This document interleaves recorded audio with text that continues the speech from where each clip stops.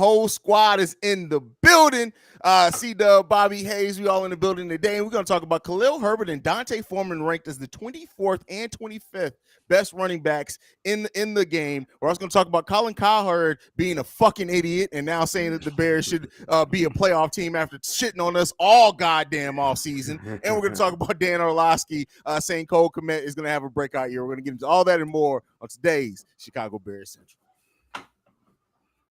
Tuned in to Chicago Bears Central, your number one place for all Chicago Bears news and content. What's going on, Bears fans? Welcome to another episode of Chicago Bears Central. We about to get into it. First off, fellas, Pro Football Focus, or PFF, it wasn't actually Pro Football Focus, it was Pro Football Fantasy.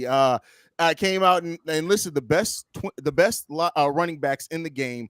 Khalil Herbert was 24th. D'Onta Foreman was 25th. David Montgomery, the former Bear, just for reference, was listed as 23rd.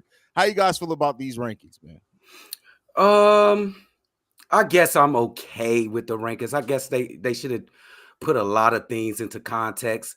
Look, the Bears had one of the best running games last season throughout the whole season. The best running game out the season. It wasn't just Justin Fields. It wasn't just David Montgomery. Khalil Herbert definitely had a hand in all of that.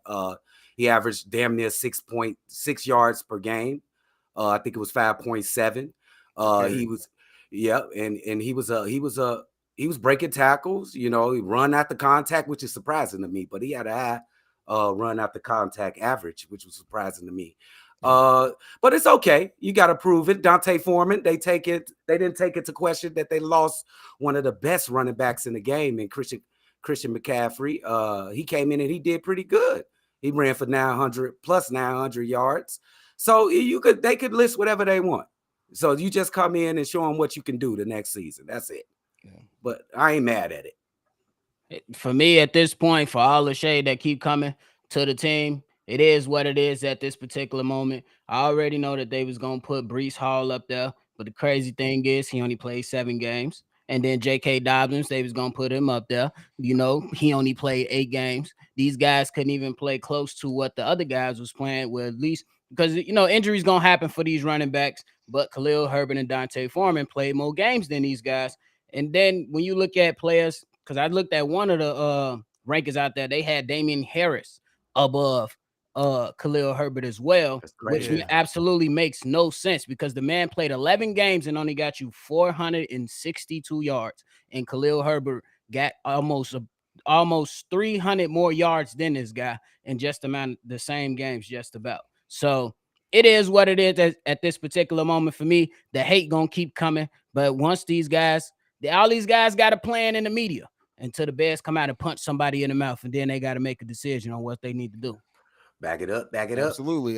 Just to clarify, it was Pro Football Network that came out with that list. And, you know, some of the names on the list, it makes sense. But the thing is with Khalil Herbert, we know he's never been an everyday starter, right? And he's not going to be that. When you look at our running back room, he's still not going to be there. And I think that's just the way that the NFL is going. So I'm not even going to knock him for that. But, I've said it before on every episode, every bit of shade that the Bears could possibly get, a little thing to use motivation, we gonna take it, man. We gonna take it. And, you know, I look at D'Onta Foreman as well. And I know we've made a lot of, in general, Bears fans have talked a lot about Roschon Johnson. But we to your point, I think you guys did a video on you cannot overlook D'Onta Foreman and how important he's going to be to this team as well, in both the passing game and the running game.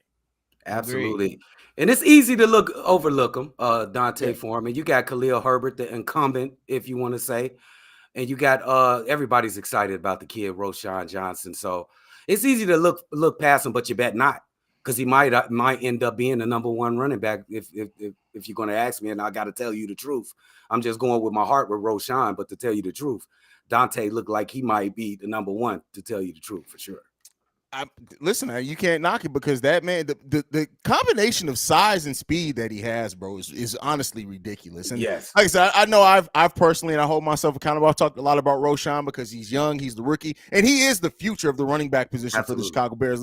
Let's not make no mistake about it. But we can't overlook the present. And D'Onta Foreman, hey, listen, he gonna make sure his name is felt and heard this season. He's gonna make his presence known for the Chicago Bears. That's for damn sure. For sure. And he already came in. He was like, I ain't competing for no backup spot. I'm competing to be the starter. He said that, and that's what you want. You want iron to sharpen iron. You just want to go ahead and put the best guy out there. And those guys in that room got to make each other better. So hey, it's just gonna be a battle to watch. I'm excited to get ready and watch it because I want to see these guys truck some people. And Haize, you was a running back. I was a running back too. I'm little as hell. And when I was trucking guys bigger than me, oh yeah, you couldn't tell me I won. It's a different feeling, bro. You couldn't tell me nothing. It's a completely different feeling, bro, when you put a linebacker on their ass and then keep running. Because part of you wants to look back and be like, ha ha, motherfucker, but then it's like, let me go ahead and get this touchdown. Right. You feel me? Come on now. It's a different level of energy that comes out of you when you truck somebody and put them on their ass. Absolutely, man. I remember when I first mastered the stiff arm, bro. That shit was like that was a cheat code, bro. You stiff arm somebody in that right spot and right below that shoulder, and it completely throws their balance off, bro. That was different. How about you get him by that forehead and just throw him down like Derrick Henry stiff arm? My goodness, for real. But yeah, man, our running back room is going to be great. It's going to be one of our biggest and best weapons this season, and it's going to be fun to watch. Now we got to talk about it. You know me, I'm good with roasting the national media, especially Khalil Herber, man. Like, first of all, this goofy motherfucker been on TV for like 30-something years, bro. But he came out recently and said the Bears should be a playoff team, and there are no more excuses for Justin Fields. Listen, this is after he has completely shitted on the Chicago Bears for the better part of a year, bro.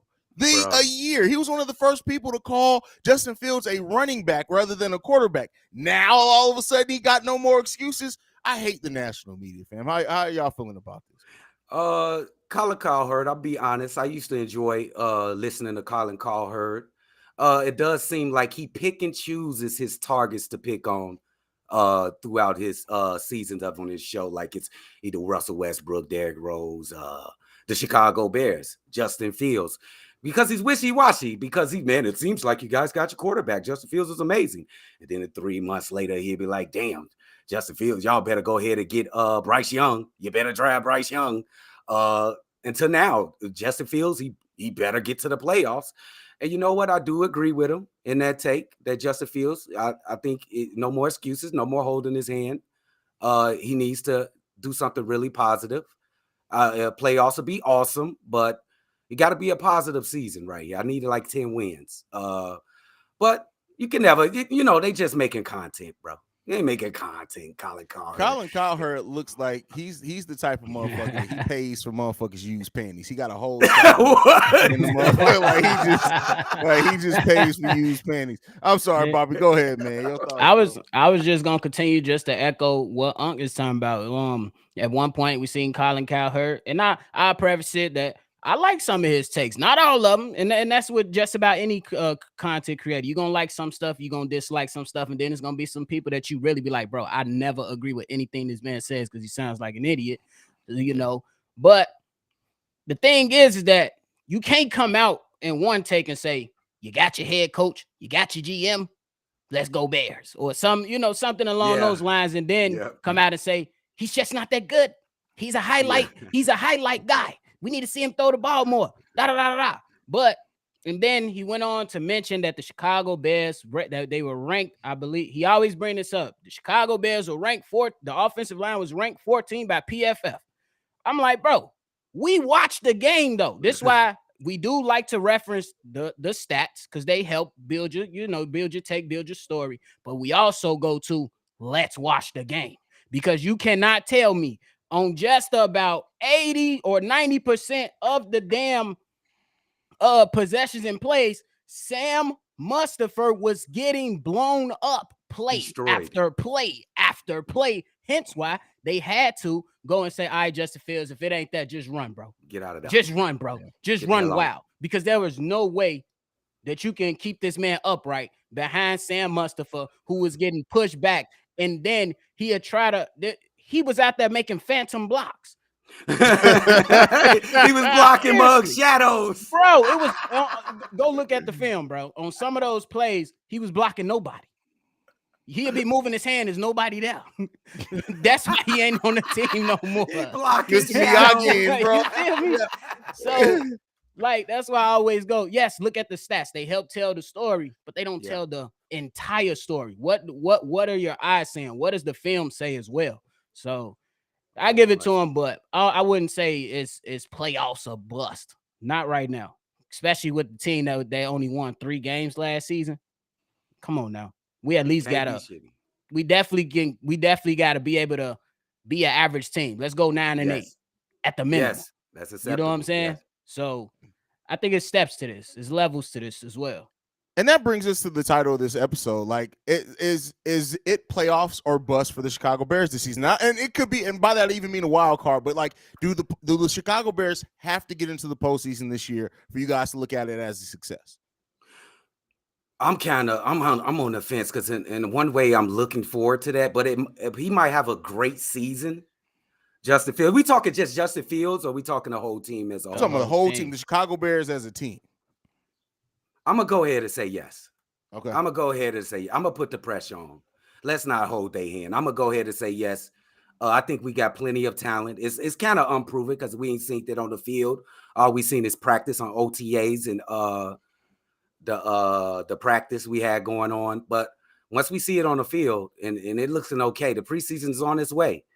I'm gonna go ahead and say it. We need to get to the playoffs for sure. Okay. All right, Bobby. And I totally understand that point too. Simply because the NFC is definitely wide open. You could probably say that the 2 de facto teams is the Eagles and the Niners, and then everything after that, you know what I'm saying, is just pretty much up in the air. I'm still on the side of that it's not a bust, and I hate to compare it to them, but what if the Bears have a solid season and they just, miss an opportunity in a few games, but they do end the season on a strong note compared to our counterparts like the Detroit Lions?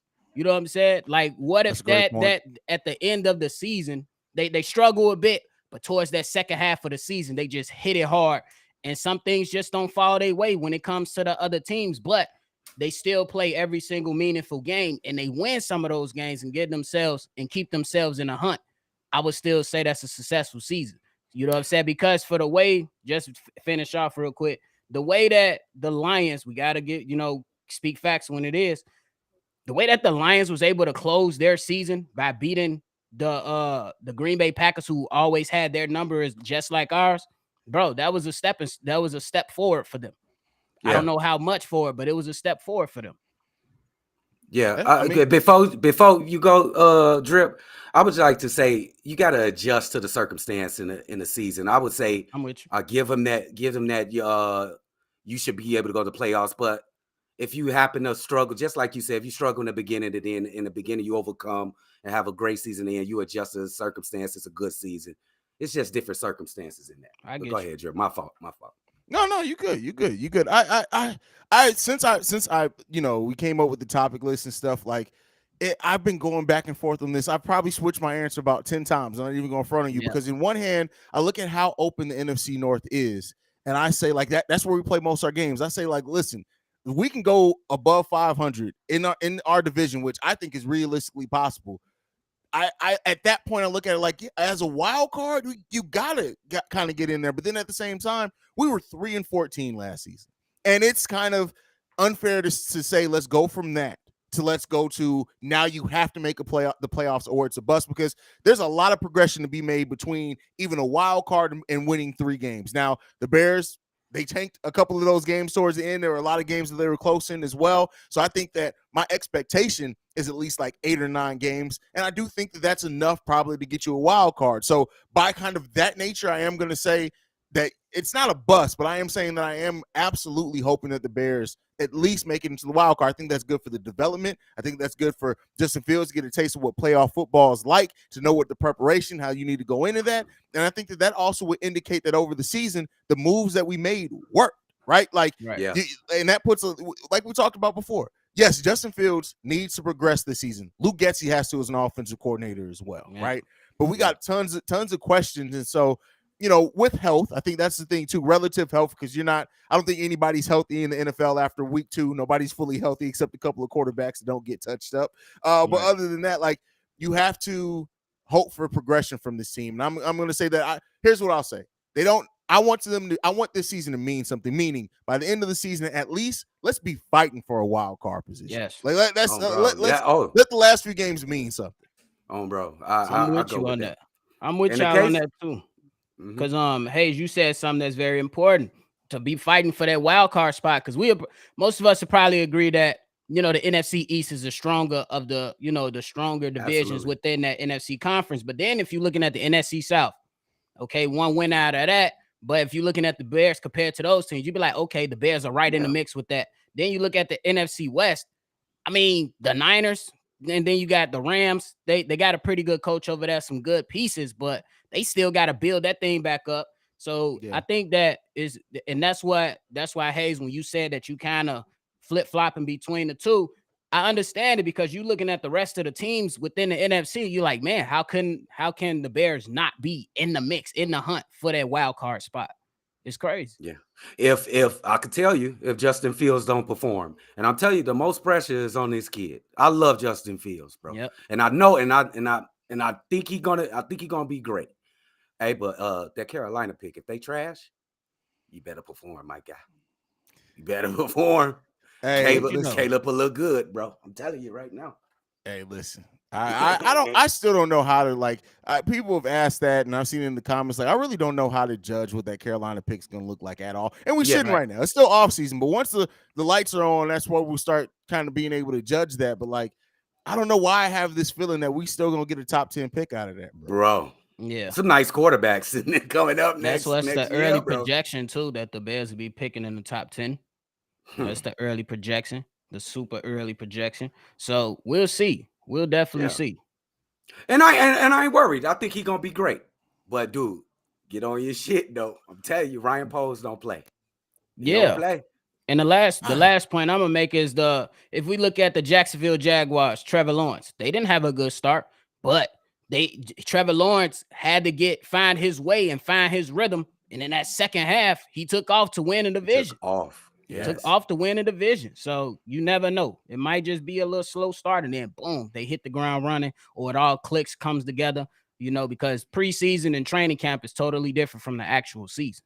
So is that the new rivalry that's going to come up? I hope that's the rivalry. Trevor Lawrence versus Justin Fields. I think they the next two. I know it's AFC, NFC, you know what I'm saying? But, was it the same draft? I think it was the same draft. Draft. Right? Yeah, same draft. I like that matchup right there, bro. I like that matchup. Trevor Lawrence is a damn good quarterback, bro. Yeah. And I'll say this, like, if it ends up being that it's those two as like rivalry or the measuring sticks for each other, you can do a lot worse than that. Like, I know they still very young, they still got a lot left to prove in their NFL careers, but like you want that measuring stick. You want your quarterback to be looked at as like, and when it comes to players or in their era, right around the same, 2-3 years around when they drafted, you want your quarterback to be mentioned in there and be one that you have to look at and compare to. And, we'll see. I think the utmost of Justin Fields. I want to see how he's going to develop and grow as a passer. And I think he's already shown it. Like, this dude can make plays with his legs all day. If you have to respect his arm, and then even if you can guard and stop that passing game, you still got to worry about him taking off with the way that he did. I'll say this right now, and I know people. He's a smarter runner than Mike Vick was 90% of Mike Vick's career already. Yes. He's a way smarter runner. And so if you have the passing ability to pair with that, listen, that's going to be difficult right there. You just got to keep the weapons, and you got to keep you got to hope that Luke Getsy, or if Luke Getsy's here, the long-term offensive coordinator, that he just keeps drawing up new plays, keeps this offense interesting, keeps defenses on their feet. And listen, sky's the limit. I think him and DJ Moore are going to really take off, bro. Oh, yes. Oh, DJ Moore is going to change his game dramatically, bro. Night and day, the passing game going to be. By the way, hold on. I know this ain't podcasting, but it's his birthday, and he wants to say hi. Leo, come on.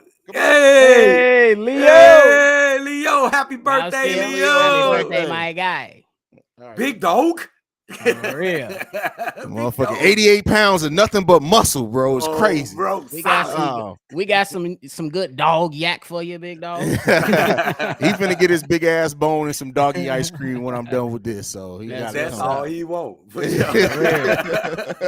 all right, next up, Dan Orlovsky has said that Cole Kmet is going to have a breakout year. He didn't report on it. This wasn't anything officially on ESPN. This was on his Twitter. But hey, I've been saying for a couple of weeks now. I think Cole Kmet, this is going to be the season where people start looking at him as one of the best tight ends in the game of football. What do you guys think? Oh, I second that motion. You know how much I love Cole Kmet, the white rhino. He finna go. I need 1,000 yards. I think he get us 1,000 yards this season. Or what? 800? Could we be nice? 800, 1,000 yards. He could crack a stat, can't he? We gotta pass a lot for that. I'm just not. I haven't seen it enough with Luke Getsy where I'm ready to think we're gonna pass that much for, because I think DJ Moore is gonna have 1,100 season. I don't know if we're gonna pass enough to have 2,000 yard receivers this year. But you think he improves the yardage that he had last year? Oh, for sure. Okay, for sure. As long as he improved that yardage from last year, get a couple more TDs, he gonna be one of the best tight ends in the game this year coming up. I love me some white rhino, Cole Kmet, bro. That's my guy.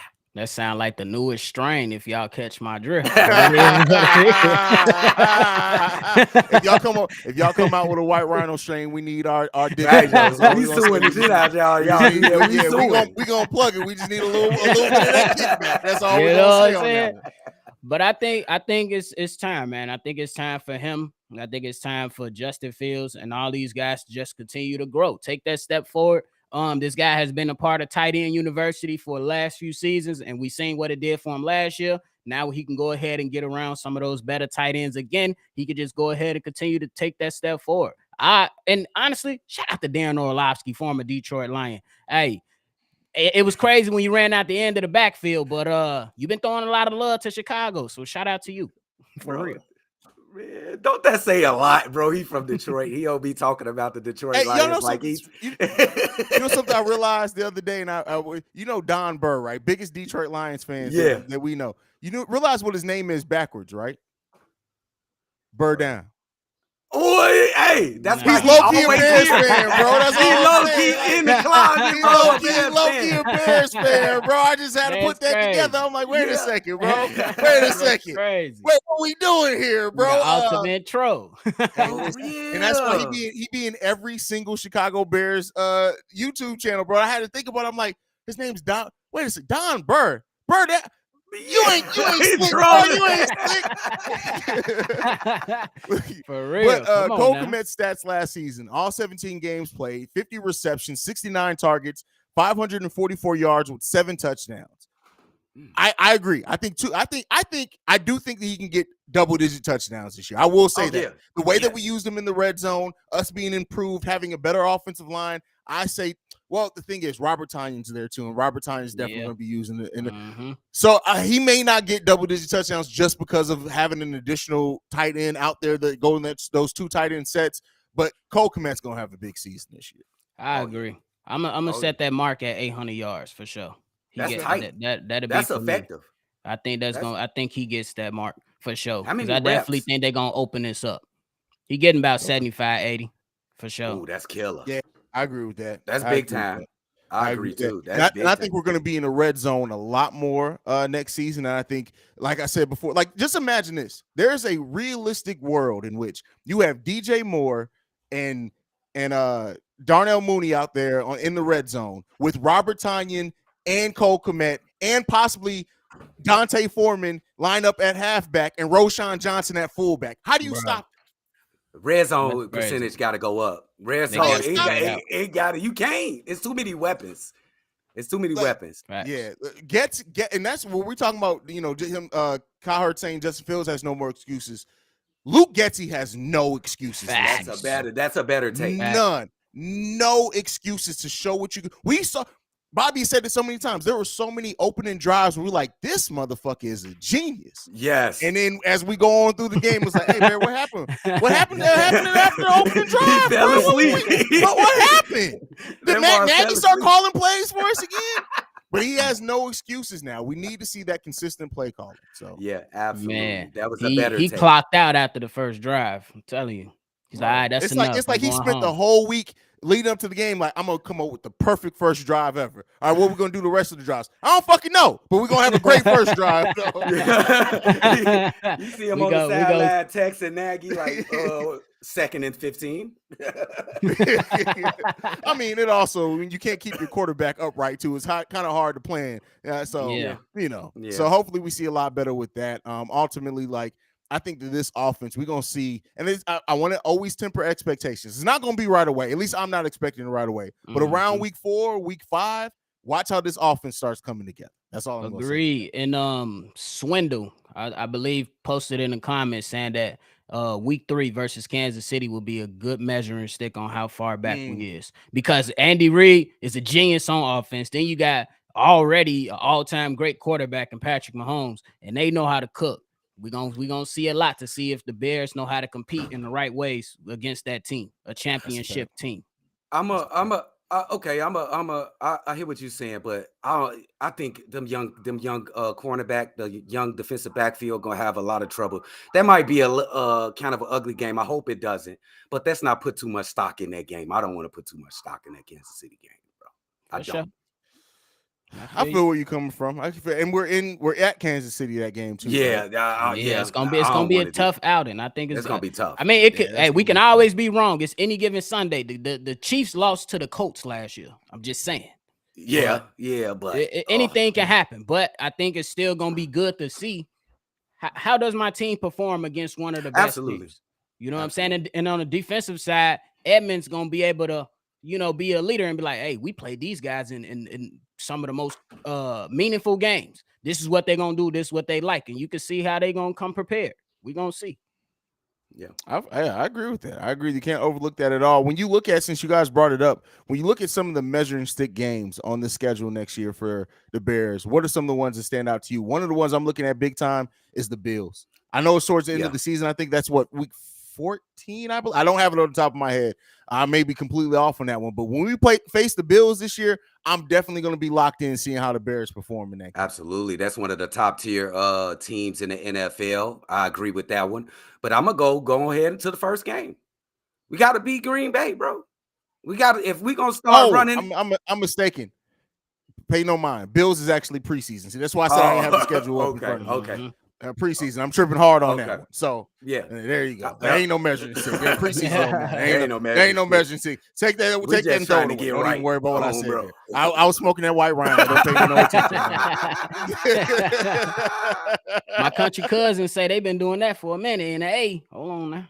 You know what? We messed it up. In the A sounds like the exact type of place they have something called the Rhino. I'm not even surprised on that, bro. Not even surprised on that. But all right, looking at the schedule, what do you guys think? What are some of the games you're looking forward to the most? Oh, I'm definitely going to the game one. We gotta beat Green Bay. Going? No, I ain't going to game one. We might. We talking about that. We got a conversation. We ain't locked it in yet. We locked thinking about it. But we gotta beat Green Bay. It got to start here. If we're going to take the North, I don't care if they ain't got Aaron Rodgers. We got to start beating Green Bay. It starts the first game of the season. And that could catapult us right through the season. Catapult us. Like, we could beat these guys. We ain't beat these guys in how long? 3, 4 years? It's time to beat these guys, bro.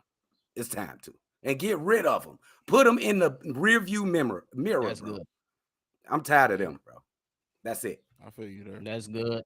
The game I'm gonna go to is the Bears versus the Chargers. Reason I'm picking it is because it's Sunday night, and it's a few weeks into the season, and you're gonna be tested. You're gonna already then play the Chiefs. You're gonna play the Vikings. You're gonna play.